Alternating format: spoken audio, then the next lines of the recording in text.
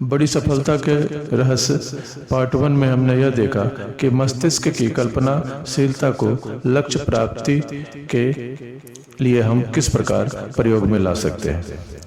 इस वीडियो में हम देखेंगे कि लक्ष्य निर्धारण के नियम क्या है, क्यों लोग लक्ष्य विहीन जीवन जीते हैं और लक्ष्य निर्धारण की नैतिक मूल्य क्या है,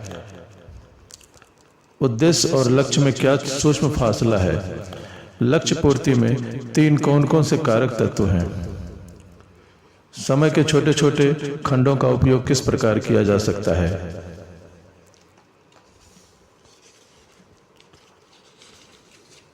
तो सबसे पहले हम आते हैं कि लोग लक्ष्य विहीन जीवन क्यों जीते हैं। क्योंकि उन्हें इस बात का ज्ञान ही नहीं है कि जीवन में उद्देश्य का क्या महत्व है। उन्हें यह भी ज्ञात नहीं है कि उद्देश्य का निर्धारण कैसे किया जाता है।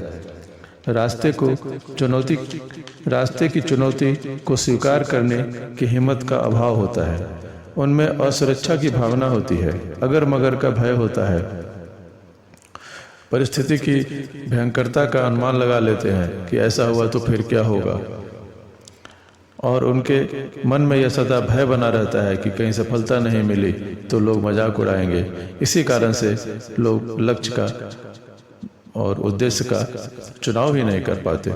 निम्न स्तर के विचार और जीवन प्रणाली के कारण ऊंची महत्वाकांक्षा की कमी होती है। ऐसे लोग निम्न स्तर के सामाजिक और पारिवारिक परिवेश में जीते हैं। प्रेरणात्मक साहित्य का अभाव। वे अपने जीवन में प्रेरणात्मक साहित्य नहीं पढ़ते हैं, क्योंकि प्रेरणात्मक साहित्य में यह दिया रहता है कि किस प्रकार विपरीत परिस्थिति में भी लोगों ने अपने उद्देश्य को प्राप्त किया और महान सफलताएं अर्जित की। तो यह सब वो कारण है जिससे कि लोग लक्ष्य विहीन जीवन जीते हैं।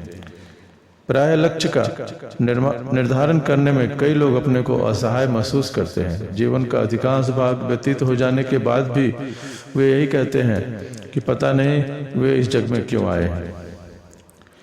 उद्देश्य निर्धारण में यह बात बहुत अधिक महत्वपूर्ण है कि आपका आकर्षण या लगाव किस विषय से है, क्योंकि अरुचिकर विषय के चुनाव से आप व्यर्थ ही अपनी शक्तियों का अपव्यय करेंगे और जो कार्य स्वाभाविक रूप से आपको अच्छा नहीं लगता उसे करने में निश्चय ही आपकी पूर्ण शक्तियां नियोजित नहीं हो पाएंगी और उसका परिणाम असफलता के रूप में हाथ लगेगा। इसलिए उद्देश्य का निर्धारण इस बात को ध्यान में रखकर करना चाहिए कि आपकी स्वाभाविक अभिरुचि या झुकाव किस बात में है, जिस कारण आप अपनी प्राकृतिक शक्तियों को उस विषय में लगा सकें। यदि आपकी अभिरुचि संगीत में है और आप विज्ञान में अपना दिमाग खपा रहे हैं तो आप सफलता